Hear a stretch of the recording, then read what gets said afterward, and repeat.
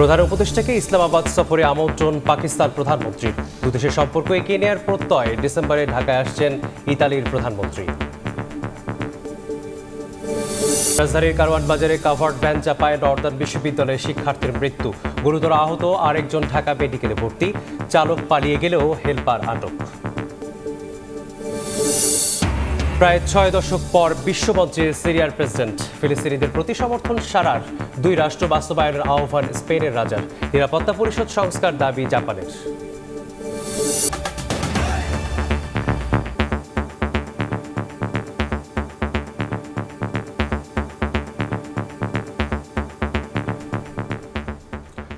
সকালের সময় সঙ্গে আছি আমি মেজবাহুল আলিফ।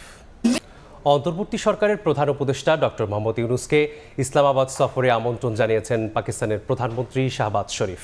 স্থানীয় সময় বুধবার জাতিসংঘ সাধারণ পরিষদের সাইড লাইনে ইউনূস শাহবাজ দ্বিপাক্ষিক বৈঠকে বাংলাদেশ পাকিস্তান সম্পর্ক আরও এগিয়ে নেয়ার প্রত্যয় ব্যক্ত করেন দুই শীর্ষ নেতা। আর ডিসেম্বরে ঢাকায় আসছেন ইতালির প্রধানমন্ত্রী জর্জিয়া মেলোনি। নিউ ইয়র্ক থেকে হাসানুজ্জামান সাকির রিপোর্টে থাকছে বিস্তারিত।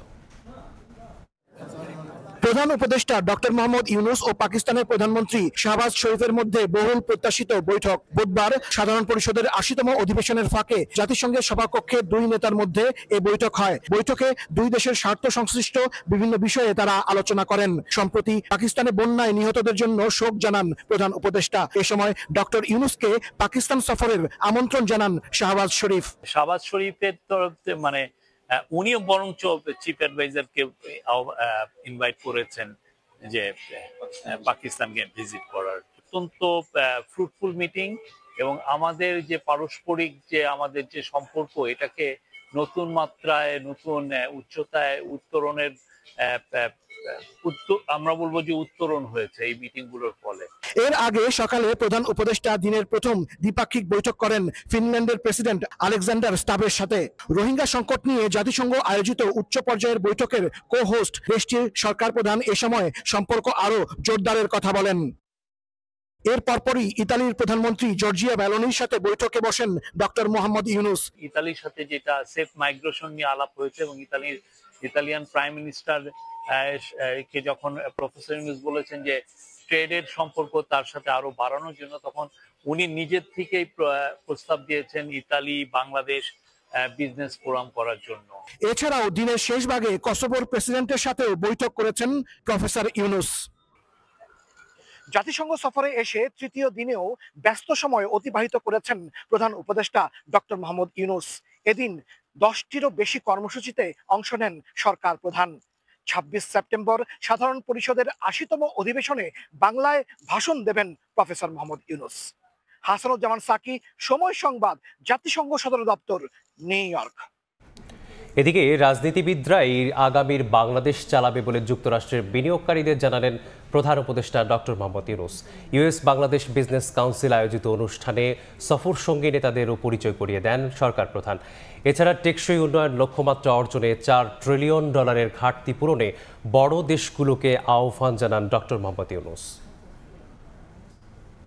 Advancing reform, resilience and growth শীর্ষক বৈঠকে প্রধান উপদেষ্টা doctor Mohammad Yunus. Bangladesh business council আয়োজিত এ বৈঠকে মার্কিন বিনিয়োগকারীদের সঙ্গে সফরসঙ্গী বিএনপি নেতা মির্জা ফখরুল ইসলাম আলমগীর ও হুমায়ুন কবির, জামাত নেতা সৈয়দ আব্দুল্লাহ মোহাম্মদ তাহের ও ডক্টর নাকিবুর রহমান এবং এনসিপির দুই নেতা আক্তার হোসেন ও ডাক্তার তাসনিম জারাকে পরিচয় করিয়ে দেন সরকার প্রধান। এ সময় বাংলাদেশে বিনিয়োগে প্রবাসী বাংলাদেশি ও বিদেশিদের প্রতি আহ্বান জানান ডক্টর ইউনূস। বাংলাদেশে ইউএস এর যে বিজনেসম্যান যারা বড় বড় কোম্পানি, ইউএস এর যত বড় বড় কোম্পানি আছে তাদের সাথে প্রফেসর ইউনূসের একটা বড় মিটিং হয়েছে। সেখানে উনি তাদের উদ্দেশ্যে বাংলাদেশে আরো ইনভেস্টমেন্ট করার আহ্বান জানিয়েছেন এবং এই মিটিংটায় বাংলাদেশের থেকে যে 6 জন যে পলিটিক্যাল লিডার এসেছেন প্রফেসর ইউনূসের ইনভাইটেশনে, তারা 6 জনই উপস্থিত ছিলেন। সভায় উপস্থিত ছিলেন ঢাকায় যুক্তরাষ্ট্রের সাবেক রাষ্ট্রদূত, বর্তমানে তেল গ্যাস অনুসন্ধানে বহুজাতিক কোম্পানি এক্সিলারেট এনার্জির বাংলাদেশ প্রধান পিটার হাস এবং দক্ষিণ এশীয় বিষয়ক সাবেক মার্কিন সহকারী পররাষ্ট্রমন্ত্রী ও ইউএস ইন্টারন্যাশনাল ডেভেলপমেন্ট ফিনান্স কর্পোরেশনের ডেপুটি সিইও নিশা দেশাই বিশওয়াল সহ ব্যবসায়ী নেতারা। ফেব্রুয়ারির প্রথমার্ধের পরে যখন ডেমোক্রেটিক ট্রানজিশন হবে তখন তো পলিটিক্যাল পার্টিগুলোই বাংলাদেশকে তারা গভর্ন করবেন। তো তাদের সাথে একটা এই বিজনেস কমিউনিটির, ইউএস এর বিজনেস কমিউনিটির যাতে আরো জানাশোনা হয় সে বিষয়ে উনি আরো ইন্ট্রোডিউস করিয়ে দিয়েছেন। এর আগে জাতিসংঘ সাধারণ পরিষদে টেকসই উন্নয়ন নিয়ে প্রথম দ্বিবার্ষিক শীর্ষ সম্মেলনে যোগ দেন প্রধান উপদেষ্টা ডক্টর মোহাম্মদ ইউনূস। বলেন, বৈশ্বিক উন্নয়ন লক্ষ্যমাত্রার অর্থায়নের প্রতিশ্রুতি বাস্তবায়নে $4 ট্রিলিয়ন বিনিয়োগের ঘাটতি মেটাতে হবে। জলবায়ুর ক্ষতিকারক প্রভাব ও বিশ্বব্যাপী অর্থনৈতিক অস্থিরতার মধ্যেও বাংলাদেশ 13 লাখ রোহিঙ্গাকে আশ্রয় দিয়েছে উল্লেখ করে বিশ্ব নেতাদের পাশে থাকার আহ্বান জানান ডক্টর ইউনূস। পরে প্রাথমিক স্বাস্থ্যসেবা নিয়ে উচ্চ পর্যায়ের ওয়ার্কিং সেশনে অংশ নেন প্রধান উপদেষ্টা। এ সময় সরকার প্রধানের সফরসঙ্গী জাতীয় নাগরিক পার্টি এনসিপি নেতা ডাক্তার তাসনিম জারা বাংলাদেশের স্বাস্থ্য খাত নিয়ে কথা বলেন। প্রতিটি বৈঠকেই দেশের চলমান সংস্কার, বিচার ও জাতীয় নির্বাচনের প্রস্তুতি নিয়ে কথা বলেন ডক্টর মোহাম্মদ ইউনূস। বাংলাদেশের সরকার প্রধান হিসেবে শুধু নয়, বিশ্ব নেতা হিসেবে জাতিসংঘের উচ্চ পর্যায়ের বৈঠকগুলোতে গুরুত্ব পাচ্ছেন ডক্টর মোহাম্মদ ইউনূস। এসব বৈঠকে প্রধান উপদেষ্টা বিশ্বব্যাপী যুদ্ধবিগ্রহ ও সংঘাত বন্ধ ও শান্তি প্রতিষ্ঠার আহ্বান জানিয়েছেন। সেই সঙ্গে বৈশ্বিক সংকট মোকাবেলা করে বাংলাদেশ যে এগিয়ে যাচ্ছে বিশ্ব দরবারে তা তুলে ধরেছেন প্রধান উপদেষ্টা। হাসানুজ্জামান সাকি, সময় সংবাদ, জাতিসংঘ সদর দপ্তর, নিউ ইয়র্ক। জুলাই আন্দোলন দমনে মারণাস্ত্র ব্যবহার, ছাত্র জনতার অবস্থান চিহ্নিত করে বোমা নিক্ষেপ, ইন্টারনেট বন্ধ করে দেয়া, হেলিকপ্টার ব্যবহার করে গুলির নির্দেশ দেওয়ার প্রমাণ পাওয়ার কথা জানিয়েছে প্রসিকিউশন। হাসানুল হক ইনুর সঙ্গে 3টি, মাকসুদ কামাল ও ফজলিনুর তাপসের সঙ্গে 1টি করে ফোনালাপ পরীক্ষা করে শেখ হাসিনা এমন নির্দেশ দিয়েছেন বলে জবানবন্দিতে বলেছেন বিশেষ তদন্ত কর্মকর্তা। পরে ফোনালাপগুলো ট্রাইব্যুনালকেও শোনানো হয় এবং ফজলিনুর তাপসের প্রামাণ্য কণ্ঠস্বর সংগ্রহ করে জুলাই হত্যাযজ্ঞের মামলায় শেখ হাসিনার বিরুদ্ধে বিশেষ তদন্ত কর্মকর্তার সাক্ষ্য গ্রহণ। দেশের ইতিহাসে প্রথমবার বুধবার দুপুর 1টার দিকে সাক্ষীর জবানবন্দি সম্প্রচার করা হয় সরাসরি। সাবেক প্রধানমন্ত্রী শেখ হাসিনার প্রমাণ কণ্ঠ। জবানবন্দিতে বিশেষ তদন্ত কর্মকর্তা জানান, national telecommunication monitoring centre NTMC থেকে 69টি কল রেকর্ড এবং 3টি নম্বরের সিডিআর সংগ্রহ করেন তিনি। এর মধ্যে 5টি কল রেকর্ডে জুলাই আন্দোলন দমনে ছাত্র জনতার উপর গুলি চালাতে শেখ হাসিনার নির্দেশ দেওয়া সংক্রান্ত বিষয়গুলো উঠে এসেছে। ঢাকা বিশ্ববিদ্যালয়ের তৎকালীন ভিসি মাকসুদ কামালের সঙ্গে কথোপকথনে শেখ হাসিনাকে বলতে শোনা যায়, রাজাকারদের যেভাবে ফাঁসি দেওয়া হয়েছে আন্দোলনকারীদেরও একইভাবে ফাঁসি দেওয়া হবে। রাজাকারে তো ফাঁসি দিচ্ছে বা তোদের তাই করবো, একটা ছাড়বো না বলে দিচ্ছি। জি, এই এতদিন ধরে আমরা কিচ্ছু বলিনি, ধৈর্য ধরছি, তারা আবার বাড়ছে। ইংল্যান্ডে এরকম ছাত্র রাজনীতি ঝর্ণা বাঁচে নামলো, কতগুলি বাইরে ফেলাই দিল না। জি জি জি। আরেকটি ফোনালাপে ফজলিনুর তাপসকে আশ্বস্ত করে শেখ হাসিনাকে বলতে শোনা যায়, হেলিকপ্টার থেকে গুলি ও ছাত্র জনতার বিরুদ্ধে মারণাস্ত্র ব্যবহারের নির্দেশ দেওয়া হয়েছে। ওপেন নির্দেশনা দিয়ে দিচ্ছে, এখন ল্যাথাল ওয়েপন ব্যবহার করবে, যেখানে পাবে সেটা গুলি করবে। জব্দ করা 69টি কল রেকর্ডের মধ্যে জাসদ নেতা হাসানুল হক ইনু ও শেখ হাসিনার 3টি কথোপকথন রয়েছে। এর মধ্যে 2টি ট্রাইব্যুনালকে শোনান বিশেষ তদন্ত কর্মকর্তা। ওরা বিভিন্ন জায়গায় কল রেকর্ডে উঠে এসেছে ব্লক রেড দিয়ে গণগ্রেফতার, বোমা নিক্ষেপ, গুলি করার বিষয়ে শেখ হাসিনার নানান নির্দেশনা। নারায়ণগঞ্জে যুক্ত দিচ্ছে না আর্মিকে, আমরা 36 সেনা নামাচ্ছি। ও আচ্ছা, আমি বলছি ক্যাজুয়ালদের দরকার নাই, ওরা ব্যারিকেড দিয়ে আছে তো, ঠিক আছে, আকাশ থেকে নামবে, তখন 2 পয়সা ধরবে। আচ্ছা, মেসেজটা দিয়ে দিতে পারেন। আচ্ছা, যে 36 সেনা পাঠানো হচ্ছে, হেলিকপ্টার দিয়ে সোজা বম্বিং করা হবে। আচ্ছা, হেলিকপ্টার যাচ্ছে, উপর দিয়ে মারবে। বিশেষ তদন্ত কর্মকর্তা আদালতকে জানান, এসব কল রেকর্ড স্পষ্টভাবে প্রমাণ করে আন্দোলন দমনে গণহত্যার নির্দেশ দিয়েছিলেন শেখ হাসিনা। তিনি জনগণের বিরুদ্ধে 36 সেনা এবং হেলিকপ্টার ব্যবহার করে গুলি করার নির্দেশ দিচ্ছেন, বোম্বিং করার নির্দেশ দিচ্ছেন। এর চেয়ে দুঃখজনক আর কিছু হতে পারে না। 69টি কল রেকর্ডের মধ্যে বাকি 61টিতে কি আছে খোলাসা করেননি প্রসিকিউশন। জানানো হয়েছে মাকসুদ কামালের বিরুদ্ধে তদন্ত চলছে। আফজাল হোসেন, সময় সংবাদ, ঢাকা। রাজধানীতে কাভার্ড ভ্যানের চাপায় নর্দার্ন বিশ্ববিদ্যালয়ের আইন বিভাগের শিক্ষার্থী লুৎফুর রহমান রায়ানের মৃত্যু হয়েছে। এই ঘটনায় কাভার্ড ভ্যানের হেলপারকে আটক করেছে তেজগাঁও থানা পুলিশ। বুধবার দিবাগত রাত 12টার দিকে কারওয়ান বাজারে এই দুর্ঘটনা ঘটে। এই ঘটনায় মোটরসাইকেলে থাকা সজীব নামে আরেকজন গুরুতর আহত হয়ে ঢাকা মেডিকেল কলেজ হাসপাতালে ভর্তি আছেন। প্রত্যক্ষদর্শীরা জানান, মোটরসাইকেল নিয়ে ফার্ম গেটের দিকে যাচ্ছিলেন রায়ান ও তার বন্ধু। পেছন থেকে কাভার্ড ভ্যান ধাক্কা দিলে ট্রাকের নিচে চাপা পড়ে ঘটনাস্থলেই মারা যান রায়ান। কাভার্ড ভ্যান নিয়ে চালক পালিয়ে গেলেও হেলপারকে আটক করে পুলিশ।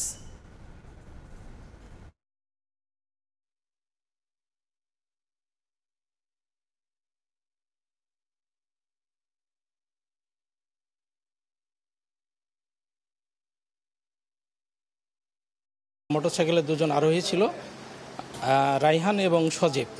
পিছন দিক থেকে একটি কাভার্ড ভ্যান এসে তাদেরকে সজোরে ধাক্কা দিলে পড়ে যায়। পড়ে গেলে রাইহান নামের ছেলেটি স্পট ডেথ। পোস্টমর্টমের জন্য মর্গে প্রেরণ করেছি, লিখিত দিলে অবশ্যই এটা মামলা হবে। সকালের সময় আরও থাকছে। বাড়তি টোল আদায়, ভাড়া বৃদ্ধি, যাত্রী হেনস্থা, নানা অনিয়মে জর্জরিত খুলনার রূপসাঘাট। দখল নিয়ে 3 সংস্থার দ্বন্দ্বে চলছে একাধিক মামলা। গাজীপুরের টঙ্গীর রাসায়নিক গুদামে আগুন নেভাতে গিয়ে দগ্ধ ফায়ার ফাইটার নুরুল হুদার মৃত্যুতে শোকে স্তব্ধ ময়মনসিংহের গফরগাঁও উপজেলার ধামাইল গ্রাম। এই মুহূর্তে নিহতের গ্রামের বাড়িতে আছেন সহকর্মী ওবায়দুল হক। সেখানকার খবর জানতে সরাসরি যুক্ত হচ্ছি তার কাছে। নুরুল হুদার মৃত্যুতে শোকস্তব্ধ ময়মনসিংহের গফরগাঁও উপজেলার ধামাইল গ্রাম। এই নুরুল হুদার নিজ বাড়িতে এখন আসলে শোকের মাতম চলছে এবং পুরো গ্রামবাসী কিন্তু গ্রামের মানুষের প্রত্যেকের মাঝে কিন্তু সেই আসলে শোক ছড়িয়ে পড়েছে। আমি এখন আছি তার নিজ বাড়িতে। গতকাল তার ফায়ার সার্ভিসের হেডকোয়ার্টার এবং তার যে কর্মস্থল টঙ্গীতে তার জানাজা শেষে রাত 12টার দিকে তার যে লাশবাহী গাড়ি সেটি কিন্তু এসে পৌঁছায় রাত 12টার দিকে। এ সময় কিন্তু এক হৃদয় বিজারক দৃশ্য অবতারণা হয় এবং এই মুহূর্তে আত্মীয় স্বজন এবং গ্রামের মানুষজন কিন্তু এখানে আসছেন এবং আসলে পরিবারকে সান্ত্বনা দেওয়ার চেষ্টা করছেন। তবে আসলে নুরুল হুদার যে বাবা তার কিন্তু আহাজারি থামছেই না, কারণ তার যে বড় ছেলে তিনিও কিন্তু বিদ্যুৎস্পৃষ্টে গত 3 বছর আগে মারা গিয়েছেন এবং আজকে এই এমন দৃশ্য আবারও তার দেখতে হচ্ছে, ছেলের মরদেহ দেখতে হচ্ছে, ছোট ছেলের। এবং এই ঘটনায় কিন্তু পুরো পরিবারকে আসলে শোকে আচ্ছন্ন করে তুলেছে এবং তার যে ছোট 2টি ছেলে এবং মেয়ে, এক ছেলে এক মেয়ে। মেয়ে ক্লাস 5ম শ্রেণীতে পড়ে এবং ছেলেটি 3 বছর বয়সী এবং নুরুল হুদার স্ত্রী কিন্তু 9 মাসের অন্তঃসত্ত্বা। এই অবস্থায় এমন মর্মান্তিক দুর্ঘটনায় আসলে যে কর্মদায়িত্ব পালন করতে গিয়ে আসলে তিনি তার শরীরের শতভাগ আসলে পুড়ে যায়। সেই ঘটনায় কিন্তু গতকাল বিকেল 3টার দিকে তিনি মৃত্যুবরণ করেন এবং এই ঘটনায় ময়মনসিংহ পুরো জেলা, বিশেষ করে গফরগাঁও উপজেলার কিন্তু শোকের আবহ ছড়িয়ে পড়েছে এবং আত্মীয় স্বজন, পাড়া প্রতিবেশীর মানুষজন আসছেন এবং তারা পরিবারকে আসলে সান্ত্বনা দিচ্ছেন। এই মুহূর্তে কিন্তু গ্রামের বাড়িতে এক ধরনের শোকের আবহ এবং আমরা কথা বলে জানতে পেরেছি যে আজকে সকাল 10টায় এই বাড়ির পাশেই তার নামাজের জানাজা শেষে তাকে দাফন করা হবে। সেজন্য আসলে সব ধরনের প্রস্তুতি আসলে নেওয়া হচ্ছে।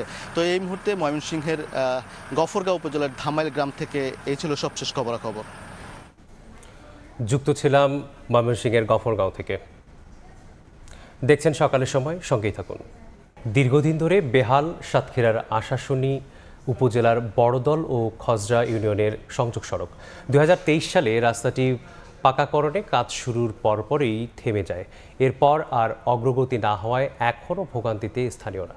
এলজিইডি বলছে ঠিকাদারদেরকে দ্রুত কাজ শেষ করার নির্দেশ দেওয়া হয়েছে। মমতাজ আহমেদ বাপির পাঠানো তথ্য ও ছবি নিয়ে রিপোর্ট। সড়ক জুড়ে কাদা, যে কোনো যানবাহনের চলাচলের অনুপযোগী, তাই কাঁচা রাস্তায় খালি পায়েই হেঁটে যেতে হচ্ছে এলাকাবাসীর। সাতক্ষীরার আশাশুনি উপজেলার বড়দল ও খাজরা ইউনিয়নের সংযোগ সড়কের বেহাল দশা দীর্ঘদিন ধরে। 3.25 কিলোমিটার দীর্ঘ রাস্তাটি 2023 সালে পাকাকরণ শুরু হওয়ার পর থেমে যায়। এরপর আর অগ্রগতি না হওয়ায় এখনো ভোগান্তিতে স্থানীয়রা। 3 বছর আগে খুঁড়ি রেখেছি, এখনো পর্যন্ত বালি দেওয়া এই রাস্তায় শেষ হয়নি। বয়স্কদের চলাফেরা সে কত বিড়ম্বনা, তা আমাদের ভাষায় ব্যাখ্যা করার মতো ভাষা নেই। বয়স্ক যদি কোনো রুগী গাড়ি করে এই রুগীটাকে নিয়ে যেতে হয়। এলজিইডি বলছে ঠিকাদারকে দ্রুত কাজ শেষ করার নির্দেশ দেওয়া হয়েছে। প্রত্যাশিত কাজের গতি না থাকার দরুন তখন এই বর্ষার ভিতর জনভোগান্তি সৃষ্টি হচ্ছে। ইতিমধ্যে ওই ঠিকাদারের সঙ্গে কথা বলে তার একটা রিভাইজ ওয়ার্ক প্ল্যান নিয়ে কাজটা শুরু করার জন্য অনুরোধ করছি। এলজিইডির তথ্য মতে সড়কটি পাকাকরণে ব্যয় ধরা হয়েছে 3.25 কোটি টাকা। সময় সংবাদ, সাতক্ষীরা। ভাঙাচোরা পন্টুন, যাত্রীদের সঙ্গে দুর্ব্যবহার, পণ্য পরিবহনে অতিরিক্ত টোল আদায় ও কৌশলে রাজস্ব ফাঁকিসহ নানা অভিযোগ খুলনার রূপসা ঘাট কর্তৃপক্ষের বিরুদ্ধে। 3 সংস্থার দ্বন্দ্বে চলছে একাধিক মামলাও।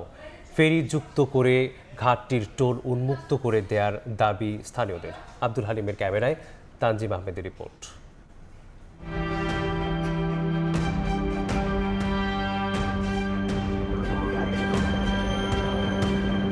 নদীপথে খুলনা নগরে প্রবেশের গুরুত্বপূর্ণ এই ঘাটটির নাম রূপসা। প্রতিদিন অন্তত 20,000 মানুষ যাতায়াত করেন এই পথে। তবে পণ্য পরিবহনে অতিরিক্ত টোল আদায়, পারাপারে ট্রলার ভাড়া বৃদ্ধি থেকে যাত্রী লাঞ্ছনা ঘাটের নিয়মিত ঘটনা।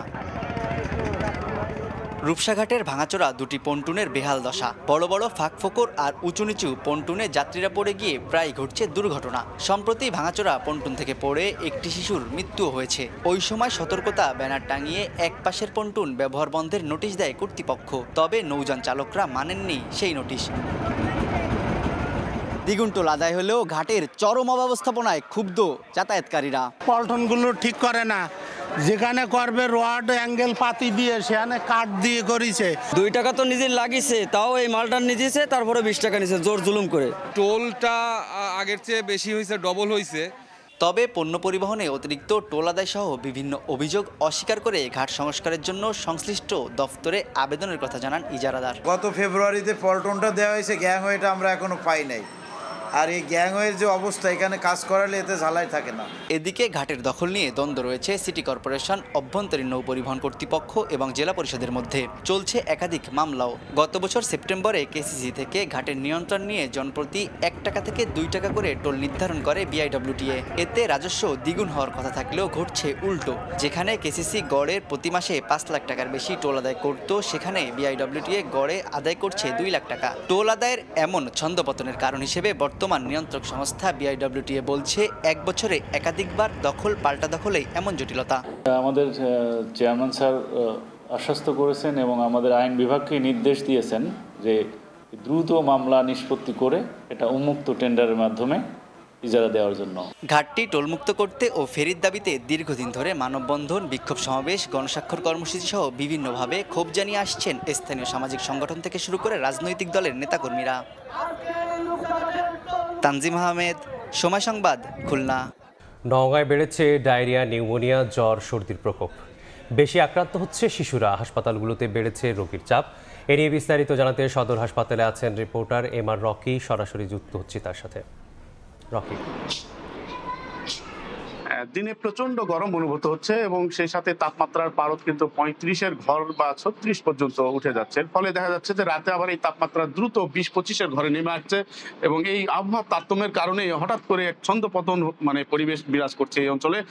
এর ফলে আমরা দেখছিলাম যে হাসপাতালে বিশেষ করে ডায়রিয়া, নিউমোনিয়া, জ্বর, সর্দি এই রোগের প্রকোপগুলো নিয়ে ভিড় করছেন এবং স্বাভাবিকভাবে তৃণমূল এবং জেলা শহর হাসপাতালে রোগীর যে ঢল, এই ঢলটি কিন্তু গেল 1 সপ্তাহের ব্যবধানে 4 থেকে 5 গুণ বেড়েছে এবং এই রোগীর বাড়তি ঢলের কারণে আমরা দেখছিলাম যে অনেকে মেঝেতে চিকিৎসা নিচ্ছেন, অনেকে কিন্তু বেড পাচ্ছেন না এবং সবচেয়ে বেশি যেটা প্রভাব পড়েছে সেটি হলো যে শিশুদের উপরই কিন্তু বেশি এই আবহাওয়ার প্রভাবটা বেশি দেখা যাচ্ছে। শিশুরা পেটের পীড়া, ডায়রিয়া, নিউমোনিয়া এই প্রকোপ নিয়ে কিন্তু হাসপাতালগুলোতে ভিড় করছেন এবং এই বৈরী আবহাওয়ার জন্য মূলত চিকিৎসকরা যে পরামর্শটা দিচ্ছেন তা হলো যে হঠাৎ এরকম একটি আবহাওয়ার কারণে শিশুরা কিন্তু প্রচন্ড ঘেমে যাচ্ছে এবং এই ঘেমে যাওয়ার ফলেই শিশুদের উপরে এই প্রভাবটা পড়ছে এবং বিভিন্ন রোগবালাইয়ের তাদের যে ধকলটা তারা কিন্তু অনুভূত হচ্ছে। এবং চিকিৎসকরা বলছেন যে শিশুদের সুরক্ষার দিক থেকে এই দিনে যে গরমটা হচ্ছে যেন তারা ঘেমে না যায় এবং একটা উষ্ণ শীতল জায়গায় যেন তাদের রাখা হয়, এই বিষয়গুলো পরামর্শ দিচ্ছে। পাশাপাশি ভাইরাল যে রোগগুলো রয়েছে এই সময়টাতে, এই রোগগুলো থেকে প্রতিরোধের জন্য তারা বিভিন্ন পরামর্শ দিচ্ছেন। এবং এই হাসপাতালগুলোতে আমরা দেখছিলাম বয়স্করা আসছেন শ্বাসকষ্ট নিয়ে, পাশাপাশি শিশুদের তো রোগ রয়েছেই। এবং এই বৈরী আবহাওয়া থেকে সুরক্ষার দিক থেকেই বেশি জোরালো একটা পদক্ষেপ নেওয়ার তাগিদ দিচ্ছেন চিকিৎসকরা। এবং গেল এক সপ্তাহের ব্যবধানে এই আবহাওয়ার ছন্দপতনটা বেশি হয়েছে এবং এই সেপ্টেম্বরের শেষ সপ্তাহে কিন্তু রাতে তাপমাত্রাটা একেবারে নিচে নেমে যাচ্ছে, হালকা কুয়াশা অনুভূত হচ্ছে এবং দিনে আবার সেই তাপমাত্রা কিন্তু একবার তত্তর করে জেগে যাওয়ার কারণে এরকম একটি বৈরী পরিবেশ তৈরি হয়েছে। এবং চিকিৎসকদের দিক থেকে এটাকে আসলে আপৎকালীন একটা সমস্যায় তারা অনুভব করছেন এবং বাড়তি সুরক্ষা এবং পাশাপাশি এই জায়গায় একটা নিরাপত্তা এবং চিকিৎসকের পরামর্শ মেনে চলা, এই বিষয়গুলোকেই তারা কিন্তু বেশি গুরুত্ব দিচ্ছেন। এবং এই আবহাওয়া আগামী আরো 1-2 সপ্তাহ কিন্তু এই যে তাপমাত্রার যে পারদ তা কিন্তু বাড়তি থাকবে এমন আবহাওয়ার বার্তা কিন্তু আবহাওয়া অফিস থেকে জানানো হয়েছে। সব মিলে বৈরী আবহাওয়ার দিক থেকে সুরক্ষার তাগিদ এবং চিকিৎসকের পরামর্শ মেনে চলার কথাই কিন্তু বেশি বলা হয়েছে। এই ছিল সার্বিক নওগাঁ সদর হাসপাতালে রোগবালাইয়ের খবর আমার কাছে। সহকর্মী এমআর রকি যুক্ত ছিলেন নওগাঁ থেকে। স্বল্প জনবল নিয়ে খুঁড়িয়ে খুঁড়িয়ে চলছে চুয়াডাঙ্গার প্রাণী সম্পদ অফিস ও চিকিৎসা সেবার কার্যক্রম। গবাদি পশু ও পাখির মিলছে না কাঙ্ক্ষিত সেবা। জনবল নিয়োগ দিয়ে সংকট উত্তরণের সমাধানের আশ্বাস জেলা প্রাণী সম্পদ বিভাগের। মাহফুজ মামুনের তথ্য ও ছবিতে রিপোর্ট। চুয়াডাঙ্গায় জেলা প্রাণী সম্পদ অফিস, জেলা ভেটেরিনারি হাসপাতাল, 4টি উপজেলা প্রাণী সম্পদ অফিস ও ভেটেরিনারি হাসপাতালের কার্যক্রম রয়েছে। এর মধ্যে জেলার 6টি অফিসে জনবল প্রয়োজন 62 জন, তবে দায়িত্ব পালন করছেন অর্ধেকেরও কম। 36টি পদ শূন্য রয়েছে। দামুড়হুদা ও আলমডাঙ্গা উপজেলায় গুরুত্বপূর্ণ ভেটেরিনারি সার্জনের 2টি পদ দীর্ঘদিন শূন্য রয়েছে। জেলা ভেটেরিনারি হাসপাতালে 5টি পদের বিপরীতে 4টি পদ শূন্য। এই হাসপাতালটির কার্যক্রম অনেকটা বন্ধের পথে। 4টি উপজেলায় উপসহকারী প্রাণী সম্পদ কর্মকর্তার 24টি পদের মধ্যে 17টি পদ শূন্য রয়েছে। জনবল সংকটে এসব প্রতিষ্ঠানে মিলছে গবাদি পশু, হাঁস মুরগি চিকিৎসা সহ প্রয়োজনীয় ওষুধ। সঠিক সেবাটা নিতে আসলে বিড়ম্বনার শিকার হতে হচ্ছে। এখানে অনেক ভোগান্তি সৃষ্টি হচ্ছে, যেমন হচ্ছে এখানে জনগণ সংকট। এখানে ভিএস না থাকলেই তখনই দেখা যায় যে খামারিরা যে কোয়াক ডাক্তার থাকে তাদের কাছ থেকে সেবা নিয়ে প্রতারিত হয়। ভেটেরিনারি সার্জন এখানে দিলে অতি সত্বর এখানকার মানুষজন আরো বেটার সার্ভিসটা পাবে। সমস্যা সমাধানের আশ্বাস জেলা প্রাণী সম্পদ বিভাগের। 37টি পদ আমাদের শূন্য পদ আছে। এই শূন্য পদ সত্ত্বেও আমরা আমাদের কার্যক্রম চালিয়ে নেওয়ার চেষ্টা করতেছি। জেলার প্রায় 75,95,000 গবাদি পশু ও হাঁস মুরগির চিকিৎসা সেবার জন্য রয়েছেন মাত্র 2 জন ভেটেরিনারি সার্জন। সময় সংবাদ, চুয়াডাঙ্গা। সকালের সময় আরও থাকছে। যুক্তরাষ্ট্রের টেক্সাসে অভিবাসী বন্দি শিবিরে বন্দুক হামলায় একজন নিহত, গুলিবিদ্ধ আরও 2 জন। অস্ত্রধারীর আত্মহত্যা কারণ জানতে তদন্তে গোয়েন্দা সংস্থা FBI। আমনের ভরা মৌসুমে কুষ্টিয়ার কুমারখালীতে মাজরা পোকার আক্রমণ। বারবার কীটনাশক প্রয়োগ করেও মিলছে না সমাধান। এমনকি রয়েছে কৃষি কর্মকর্তাদের অসহযোগিতার অভিযোগও। তবে পরিস্থিতি নিয়ন্ত্রণে উদ্যোগ নেওয়ার কথা জানায় কৃষি বিভাগ। বাবুল হোসেনের ছবিতে SM রাশেদের রিপোর্ট। বিস্তীর্ণ এলাকা জুড়ে চাষ হচ্ছে ধান, তবে অনেক গাছের আগায় বসে আছে পোকা। এই কারণে অনেক ধান নষ্ট হচ্ছে। কুষ্টিয়া কুমারখালী উপজেলার জিকে সেচ প্রকল্প এলাকার ধান খেতে মাজরা পোকার আক্রমণ দেখা দিয়েছে। কৃষকেরা বলছেন বারবার কীটনাশক প্রয়োগ করেও মিলছে না কোনো সমাধান। এই কারণে সৃষ্টি হয়েছে ফলন বিপর্যয়ের আশঙ্কা।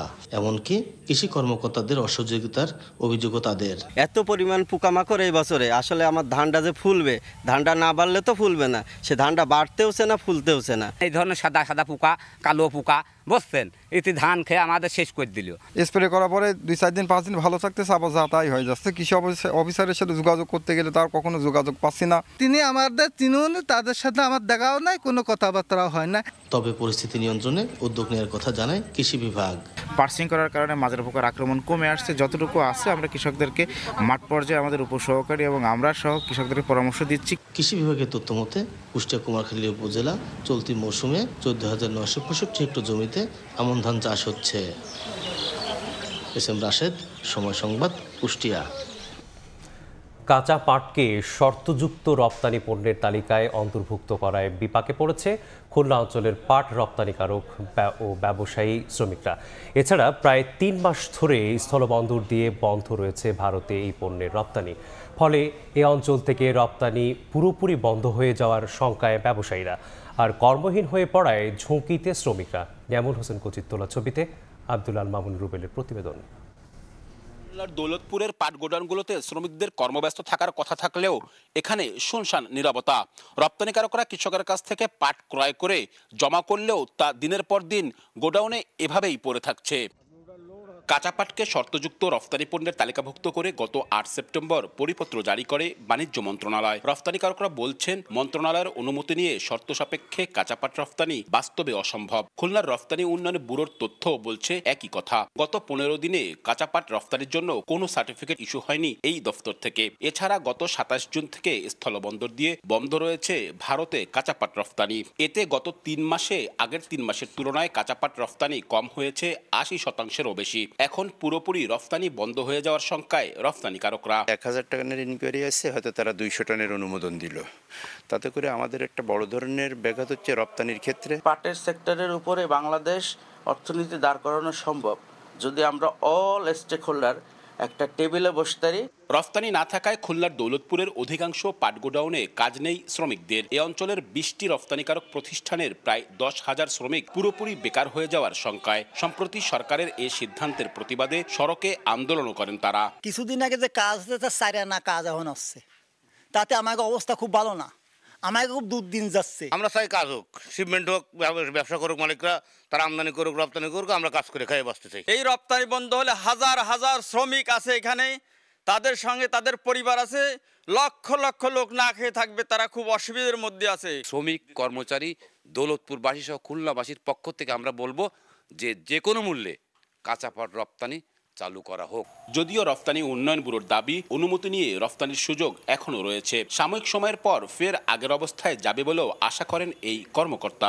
এই বিষয়ে আমার মনে হয় খুব বেশি উদ্বিগ্ন হওয়ার কোনো কারণ আছে বলে আমি মনে করছি না। র ম্যাটেরিয়াল একটা দীর্ঘ সময়ের জন্য শর্তযুক্ত থাকার কোনো সুযোগ নাই। নির্দিষ্ট সময় পরে এটা মন্ত্রণালয়ের সিদ্ধান্ত অনুযায়ী অবশ্যই এটাকে আবার শর্তহীন করা হবে, এবং আমি যেটুকু দেখেছি ইতিপূর্বে সেটা হয়ে থাকে নর্মালি। সবশেষ ৩ মাসে খুলনা অঞ্চল থেকে কাঁচা পাট রফতানিতে আয় হয়েছে $৪২ লাখ, যেখানে আগের ৩ মাসে এ খাতে আয় হয়েছিল $৩,৬৬,০০০। আব্দুল্লাহ আল মামুন রুবেল, সময় সংবাদ, খুলনা। যশোরের শার্শায় সরকারি বিল দখলের অভিযোগ উঠেছে স্থানীয় প্রভাবশালীদের বিরুদ্ধে। আওয়ামী লীগ সরকারের পতন হলে সম্প্রতি জমি ফিরে পেতে স্থানীয় মৎস্যজীবীরা ভূমি অফিস ও উপজেলা প্রশাসন বরাবর লিখিত অভিযোগ করেন। দখলদারদের দাবি, ক্রয় সূত্রে জমির মালিক হয়েছেন তারা। শিগগিরই দখলমুক্ত করে সরকারি জমি উদ্ধারের আশ্বাস ভূমি বিভাগের। আজিজুল হকের পাঠানো তথ্য ও শাওন হোসেনের ছবি নিয়ে রিপোর্ট। যশোরের শার্শা উপজেলার নিজামপুর ইউনিয়নের গোড়পাড়া এলাকার বড়বাড়ি লাইকার বিল। ১৫ বছর আগেও ১৫ একর এ জলাশয়ে মাছ চাষ করতেন গ্রামের ৩৮ জন মৎস্যজীবী। অভিযোগ উঠেছে ২০০৯ সালে আওয়ামী লীগ সরকার ক্ষমতা গ্রহণের পর গ্রামের প্রভাবশালী আলিম, মতিয়ার, নজরুল ও আব্দুল সাত্তার জলাশয়টি দখল করেন। এতে বেকার হয়ে পড়েন মৎস্যজীবীরা। আওয়ামী লীগ সরকার পতন হলে সম্প্রতি জমি ফিরে পাবার আশায় ভূমি অফিস ও উপজেলা প্রশাসনের কাছে লিখিত অভিযোগ করেন ভুক্তভোগীরা। আমাদের কাছ থেকে কেড়ে নিয়ে ওরাই চাষ করে খেত, জলদস্যুরা যারা আছে এখানকার প্রভাবশালীরা এখন উচ্ছেদ করে দিয়েছে। আমাদের জীবনে এখন খুব কষ্টেই দিন যাচ্ছে। পর্যবেক্ষণ করে আমাদের যেন সমাধান করে দেয়। তবে দখলদারদের দাবি, তারা জমির মালিক হয়েছেন ক্রয় সূত্রে। কাগজ দেখলে বোঝা যাবে, কাগজের উপর আমি কোনো কথা বলতে পারবো না। ৮০ সাল থেকে আমাদের সবকিছু দলিল আছে। সংশ্লিষ্ট ভূমি অফিস বলছে জমিটি বিল শ্রেণীভুক্ত। শীঘ্রই দখলমুক্ত করে সরকারি জমি উদ্ধারের আশ্বাস সংশ্লিষ্ট কর্মকর্তার। বিল শ্রেণীর জমি কোনো ক্রমেই ব্যক্তি মালিকানা হওয়ার সুযোগ নাই। লাল পতাকার মাধ্যমে চিহ্নিত করতে হবে, তারপরে এটা আমরা সবাই জানতে পারবে, ওখানে আমরা সাইনবোর্ড পুঁতে দেবো। অভিযুক্তদের মধ্যে আলিমের দখলে ১১ বিঘা, মতিয়ারের দখলে ১৫ বিঘা এবং বাকিদের দখলে রয়েছে ১৯ বিঘা জমি। সময় সংবাদ, বেনাপোল। এবার বায়ুমানের খবর।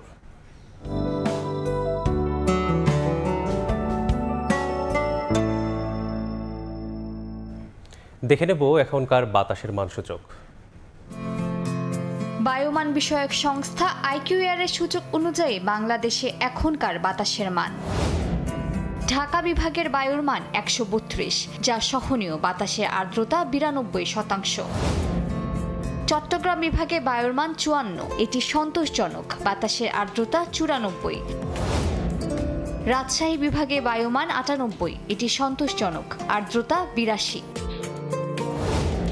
সিলেট বিভাগে বায়ুর মান 53, যেটি সন্তোষজনক, বাতাসের আর্দ্রতা 94%। খুলনা বিভাগের বায়ুমান 134, এটি সহনীয়, বাতাসের আর্দ্রতা 93। বরিশাল বিভাগে বায়ুর মান 63, যা সন্তোষজনক, আর্দ্রতা 86। রংপুর বিভাগের বায়ুমান 100, এটি সন্তোষজনক, বাতাসের আর্দ্রতা 83। ময়মনসিংহ বিভাগের বায়ুর মান 78, এটিও সন্তোষজনক, বাতাসের আর্দ্রতা 87%। সারা দেশে বায়ুর মান সবচেয়ে ভালো সিলেটে 53 আর সবচেয়ে খারাপ খুলনায় 134। সকালের সময় প্রায় 6 দশক পর বিশ্ব নেতাদের সামনে দেয়া ভাষণে ফিলিস্তিনিদের প্রতি সমর্থন ব্যক্ত করলেন সিরিয়ার প্রেসিডেন্ট। জাতিসংঘ অধিবেশনে আহমেদ আল শারা আহ্বান জানান দ্রুত সংঘাত বন্ধ করে 2 রাষ্ট্র বাস্তবায়নের। সিরিয়ার পরিবর্তনশীল সময়ের সুযোগ নিয়েই ইসরায়েল নতুন করে সংঘাত সৃষ্টির পায়তারা করছে বলে অভিযোগ করেন শারা। এদিকে গাজায় চলমান হত্যাযজ্ঞ বন্ধের আহ্বান জানিয়েছেন স্পেনের রাজা ফিলিপে। নিরাপত্তা পরিষদ সংস্কারের আহ্বান জানিয়েছেন জাপানের প্রধানমন্ত্রী শিগেরু ইশিবা। প্রায় 6 দশক পর বিশ্বমঞ্চে সিরিয়ার কোন রাষ্ট্রপ্রধান বুধবার জাতিসংঘ সাধারণ পরিষদে ভাষণের মধ্য দিয়ে ইতিহাস রচনা করেন দেশটির প্রেসিডেন্ট আহমেদ আল শারা। তার বক্তব্যে উঠে আসে সিরিয়ার গৃহযুদ্ধ, ইসরায়েলের সঙ্গে বিরোধ, দেশ পুনর্গঠন পরিকল্পনা।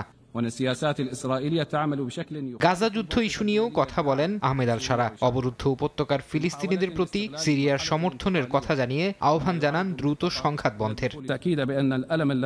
সিরিয়া যে কষ্ট ও যন্ত্রণার মধ্য দিয়ে গেছে তা কেউ কখনো অনুভব না করুক, এই কামনা করি। আমরা সেই অনেক দেশের মধ্যে এক যারা যুদ্ধ ও ধ্বংসের যন্ত্রণার সঙ্গে পরিচিত। এজন্য আমরা গাজার মানুষের পাশে দাঁড়াই, অবিলম্বে যুদ্ধ বন্ধ করার আহ্বান জানাই। সিরিয়া ইসরায়েল বিরোধের প্রসঙ্গ টেনে শারা বলেন তার সরকার 1974 সালে তেল আবিবের সঙ্গে শান্তি ও সীমানা ইস্যুতে হওয়া চুক্তি মানতে প্রতিশ্রুতিবদ্ধ। সিরিয়ার পরিবর্তনশীল সময়ের সুযোগ নিয়ে ইসরায়েল নতুন করে সংঘাত সৃষ্টির চেষ্টা করছে, যা এই অঞ্চলকে খাদের কিনারায় নিয়ে যেতে পারে বলেও সতর্ক করেন শারা।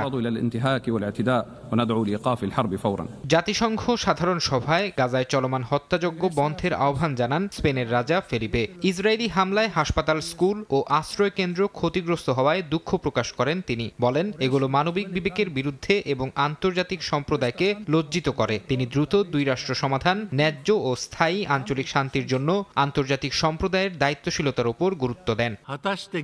জাতিসংঘ সাধারণ সভায় নিরাপত্তা পরিষদের সংস্কারের আহ্বান জানিয়েছেন জাপানের প্রধানমন্ত্রী শিগেরু ইশিবা। তিনি বলেন স্থায়ী সদস্যদের ভেটো ক্ষমতার কারণে নিরাপত্তা পরিষদ কার্যকরভাবে কাজ করতে পারছে না। ইশিবা বলেন নিরাপত্তা পরিষদের স্থায়ী ও অস্থায়ী সদস্য সংখ্যা বৃদ্ধি, নতুন স্থায়ী সদস্যদের ভেটো ক্ষমতা 15 বছর স্থগিত রাখা এবং পরিষদকে আরো প্রতিনিধিত্বশীল করা জরুরি। জাপানের প্রধানমন্ত্রী অভিযোগ করে আরো বলেন ইসরায়েলের একপাক্ষিক পদক্ষেপ 2 রাষ্ট্র সমাধানের পথ বন্ধ করছে। ফরহাদ চৌধুরী, সময় সংবাদ।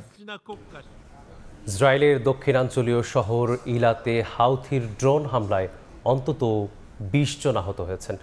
আহতদের মধ্যে 2 জনের অবস্থা আশঙ্কাজনক। হামলার আগে সতর্ক সাইরেন বাজলেও ইসরায়েলি আকাশ প্রতিরক্ষা ব্যবস্থা ড্রোন প্রতিহত করতে ব্যর্থ হয়।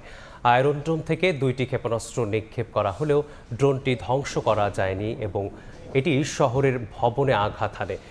এই ঘটনার পর আহতদের স্থানীয় হাসপাতালে ভর্তি করা হয়। ইলাতে হামলা চালানোয় হাউথিদের বিরুদ্ধে কঠোর পদক্ষেপের হুঁশিয়ারি দিয়েছেন ইসরায়েলের প্রতিরক্ষামন্ত্রী। অন্যদিকে গাজায় ইসরায়েলি হামলায় একদিনে আরও 85 ফিলিস্তিনি নিহত হয়েছেন। আক্রমণ বন্ধ না হলে জিম্মিদের জীবন হুমকির মুখে পড়বে বলে জানিয়েছে হামাস। পূর্ণাঙ্গ রাজ্যের মর্যাদা ও সাংবিধানিক সুরক্ষার দাবিতে আবারও উত্তাল ভারতের লাদাখ। বুধবার পুলিশের সঙ্গে আন্দোলনকারীদের সংঘর্ষে 4 জন নিহত হয়েছেন। আহত হন আরও অন্তত 50 জন। এ সময় বিজেপি কার্যালয়ে হামলা ও ভাঙচুরের পর আগুন দেন বিক্ষুব্ধরা। পুলিশের গাড়িসহ বেশ কয়েকটি গাড়িতেও আগুন দেয় তারা। পরিস্থিতি নিয়ন্ত্রণে আনতে কাঁদানে গ্যাস নিক্ষেপ ও লাঠিচার্জ করে পুলিশ। বুধবার রণক্ষেত্রে পরিণত হয় ভারতের লাদাখ। পূর্ণাঙ্গ রাজ্যের মর্যাদা ও সাংবিধানিক সুরক্ষার দাবিতে লাদাখের লেহ শহরে রাস্তায় নামেন শত শত বিক্ষোভকারী। এ সময় পুলিশের সঙ্গে আন্দোলনকারীদের সংঘর্ষের ঘটনা ঘটে। এতে বেশ কয়েকজন নিহত হন, আহত হন আরও অনেকে। কেন্দ্রশাসিত অঞ্চল লাদাখের লেহ শহরে বিক্ষোভকারীদের সমাবেশ হঠাৎ সহিংসতায় রূপ নেয়। এ সময় বিজেপি কার্যালয়ে হামলা ও ভাঙচুরের পর আগুন দেন বিক্ষুব্ধরা। পুলিশ ভ্যান সহ বেশ কয়েকটি গাড়িতেও অগ্নিসংযোগ করেন তারা। নিরাপত্তা বাহিনীকে লক্ষ্য করেও ইটপাটকেল ছোড়ে বিক্ষোভকারীরা। পরিস্থিতি নিয়ন্ত্রণে আনতে কাঁদানে গ্যাস নিক্ষেপ ও লাঠিচার্জ করে পুলিশ। এর আগে দাবি আদায়ে আমরণ অনশনে বসেন আন্দোলনকারীরা। এ সময় 2 জনকে গুরুতর অসুস্থ অবস্থায় হাসপাতালে ভর্তি করা হয়। 2019 সালে 370 ধারা বাতিল এবং জম্মু কাশ্মীর পুনর্গঠন বিল পাশের মাধ্যমে জম্মু কাশ্মীর থেকে লাদাখকে আলাদা করে কেন্দ্রশাসিত অঞ্চল করা হয়। আগামী 6 অক্টোবর আন্দোলনকারীদের প্রতিনিধিদের সঙ্গে আলোচনার কথা রয়েছে কেন্দ্রীয় সরকারের। নাসরিন রুমি, সময় সংবাদ। ক্রিকেটাররা পেশাদার, তাই 18 ঘন্টার কম সময়ের ব্যবধানে ম্যাচ খেলতে নামলেও কোনো সমস্যা হবে না বলেই মনে করেন সাবেক ক্রিকেটার আতাহার আলী খান। আবারও বাংলাদেশের সামনে সুযোগ এশিয়া কাপের ফাইনাল খেলার। পাকিস্তানকে হারিয়েই সেই পথ লাল সবুজরা সুগম করবে বলে প্রত্যাশা সাবেক ক্রিকেটার এবং বিসিবি কর্মকর্তাদের। দুবাই থেকে সাব্বির মিথুন জানাচ্ছেন বিস্তারিত। প্রায় 18 ঘন্টার কম সময়ের ব্যবধানে আরও একটি ম্যাচ খেলতে হবে দুবাই স্টেডিয়ামে এবং এই উইকেটের যে 5 নম্বর পিচটি রয়েছে সেই পিচেই খেলবে বাংলাদেশ এবং পাকিস্তান, যেটা আসলে ভারত ম্যাচের মতন অতটা ব্যাটিং বান্ধব হবে না, বরং স্পিনাররা বাড়তি অ্যাডভান্টেজ পেতে পারে এই পিচ থেকে। They are all professional cricketers. হ্যাঁ, অবশ্যই টাফ, স্পেশালি এই গরমে, এই হিট, এই হিউমিডিটি কন্ডিশনের কারণে, but you need to be mentally strong. আজকে বেশ কয়েকজন একাদশে ছিল না, আশা করব তাসকিন কামস ব্যাক, আশা করব লিটন কুমার দাস, সাইড স্ট্রিমটা সিরিয়াস না। অধিনায়ককে পাচ্ছেন টিম টাইগার্স এবং অধিনায়ককে নিয়ে যদি পাকিস্তান বধ করা সম্ভব হয় তাহলেই ফাইনাল দেখা যেতে পারে টিম বাংলাদেশকে। যেহেতু একটা বিরাট সুযোগ এসছে হাতে, পাকিস্তানের সাথে ভালো ক্রিকেটটা খেলা, ইতিবাচক ক্রিকেট খেললে ইনশাল্লাহ আশা করি ফাইনাল খেলতে পারবে। ভালো ক্রিকেট খেললে অবশ্যই, ইতিবাচক ক্রিকেট খেললে অবশ্যই সেরাটা যদি দিতে পারে সবাই, ইনশাল্লাহ আশা করি ভালো করবে পাকিস্তান। ডেফিনেটলি আমরা আশাই করি যে পাকিস্তানের সাথে আমরা ভালো ফলাফল করতে পারবো এবং এখন বলে দেওয়া খুব মুশকিল, কিন্তু পাকিস্তান বা বাংলাদেশকে আসলে ফাইনালে যাবে। কালকে যে দল ভালো খেলবে সে দলে যাবে, বাট আমরা বোধহয় মোমেন্টামে আছি, সবার মধ্যে সেই বিশ্বাসটা আছে যে আমরা পাকিস্তানকে হারিয়ে ফাইনাল যেতে পারবো। ভারতীয় সমর্থকদের কাছে প্রশংসা কুড়িয়েছে টিম বাংলাদেশ। তারা মনে করছে এই দলটাই সামর্থ্য রাখে ফাইনালে ওঠার। Bangladesh next match is with Pakistan, right? Yeah, so I think they are also a good enough team to beat Pakistan. So all the best to you. All the best. God bless your team and inshallah we'll see you in the next Asian Games. Hope to see you in the final again. 2016 পর দ্বিতীয়বারের মতো T20 ফরম্যাটে final খেলবে Bangladesh. Dubai আন্তর্জাতিক cricket stadium থেকে সাব্বির মিথুন, সময় সংবাদ। Asia কাপের সুপার 4-এ ভারতের কাছে হারলেও খুব একটা আক্ষেপ নেই সমর্থকদের, বরং সবার বিশ্বাস পাকিস্তানকে হারিয়ে ঠিকই ফাইনালে জায়গা করে নেবে বাংলাদেশ। অন্যদিকে অপরাজিত থেকেই এশিয়া কাপের ফাইনাল নিশ্চিত করেছে ভারত। দলটি সমর্থকরা প্রশংসা করছেন সাইফ হাসানের ব্যাটিং আর বাংলাদেশের বোলারদের। দুবাই থেকে আরও জানাচ্ছেন শিবলি আল সাদিক। আইসিসি র্যাঙ্কিংয়ের 1 নম্বর দল, যে ভারতের কাছে এখন পর্যন্ত টুর্নামেন্টের কোনো দল পাত্তা পায়নি, তাদেরকে হারানোর স্বপ্নে বিভোর হয়ে মাঠে এসেছিলেন টাইগার সমর্থকরা। কিন্তু টি20-র বিশ্ব চ্যাম্পিয়নদের সঙ্গে ব্যাট বলের লড়াইয়ে পেরে ওঠেনি লাল সবুজ। বোলিং ভালো করলেও ব্যাটিংটা হয়নি জুটসই। তবে এই ম্যাচ হারলেও আক্ষেপ নেই সমর্থকদের। সুপার 4-এর শেষ ম্যাচে পাকিস্তানকে হারালেই নিশ্চিত হবে টাইগারদের ফাইনাল। সমর্থকরা তাকিয়ে সে ম্যাচের দিকে। আমরা চাই ভালো খেলুক, আমাদেরকে উপভোগ করবো। আমাদের বোলারগুলো প্রতিদিনই ভালো করে। সাইফ হাসান একলা 51 বলে 69 রান করেছেন, 5টা 6 মারছেন। আর বাকি 10 জন খেলোয়াড় 58 রান করছেন। ভারতের বিপক্ষে হারের জন্য অনেকেই দায়ী করছেন সঠিক একাদশ নির্বাচন করতে না পারাকে। সমর্থকরা সমালোচনা করেছেন জাকের আলী ও শামীম পাটোয়ারির পারফরমেন্সের। শামীম পাটোয়ারিকে কেন নেই? শামীম পাটোয়ারি না জানে ফিল্ডিং, না জানে ব্যাটিং। তার ব্যাটিংটা দেখেন, টেস্টে মানুষ আরো ভালো খেলে, যে ব্যাটিংটা করে এটা টি-20তে যায় না। সাইফুদ্দিনও ভালো রান করেছে, কিন্তু অন্য একজন দাঁড়াইতে পারে নাই। এটা আমাদের আসলে ব্যর্থতা। তাহলে ইনশাল্লাহ হয়তো আমরা ম্যাচটা উইন হতে পারতাম। অন্যদিকে জয়ের উচ্ছ্বাসে ভেসেছে ভারতীয় সমর্থকরা। চ্যাম্পিয়নদের মতো খেলেই ফাইনালে জায়গা করে নিয়েছে টিম ইন্ডিয়া। হেরে গেলেও বাংলাদেশ দলের প্রশংসা করতে কার্পণ্য করেনি তারা। ফাইনালে প্রতিপক্ষ যেই হোক, তাদের বিশ্বাস শিরোপা ভারতেই ঘরে তুলবে। ओपनर बहुत अच्छा से खेला, 67 का ऊपर बनाया, बहुत अच्छा जीतेगा और कोई ना आगे है ना पीछे, इंडिया इंडिया। এদিকে পাকিস্তানি সমর্থকরাও তাকিয়ে আছেন বাংলাদেশের বিপক্ষে তাদের অঘোষিত সেমিফাইনাল ম্যাচের দিকে। We are looking forward to Pakistan, but yeah, if Bangladesh also comes, we are very happy. बहुत अच्छा लगा और बांग्लादेश का जो परफॉर्मेंस था बहुत अच्छा था, पहले से बहुत ज्यादा बेटर था। बांग्लादेश पाकिस्तान का गेम आई थिंक सेम होगा। दोनों टीम परफॉर्मेंस, दोनों भाई परफॉर्मेंस भी अच्छी जा रही है। সবশেষ 2018-তে এই দুবাইয়ের মাটিতেই এশিয়া কাপের ফাইনালে খেলেছিল বাংলাদেশ। ভারতের কাছে হারলেও আক্ষেপ নেই ভক্তদের, বরং টাইগারদের নিয়ে খুবই আত্মবিশ্বাসী তারা। পাকিস্তানকে হারিয়ে ভারতের বিপক্ষে ফাইনালে বাংলাদেশ শিরোপা ঘরে তুলবেন, এটাই প্রত্যাশা করছেন তারা। শিবলাল সাদিক, সময় সংবাদ, দুবাই আন্তর্জাতিক ক্রিকেট স্টেডিয়াম, সংযুক্ত আরব আমিরাত। এই পর্যায়ে শীর্ষ সংবাদগুলো জানিয়ে দিচ্ছি আরেকবার। প্রধান উপদেষ্টাকে ইসলামাবাদ সফরে আমন্ত্রণ পাকিস্তান প্রধানমন্ত্রীর। দুদেশের সম্পর্ক এগিয়ে নেওয়ার প্রত্যয়। ডিসেম্বরে ঢাকায় আসছেন ইতালির প্রধানমন্ত্রী। রাজধানীর কারওয়ান বাজারে কাভার্ড ভ্যান চাপায় নর্দার্ন বিশ্ববিদ্যালয়ের শিক্ষার্থীর মৃত্যু। গুরুতর আহত আরেকজন ঢাকা মেডিকেলে ভর্তি। চালক পালিয়ে গেলেও হেলপার আটক।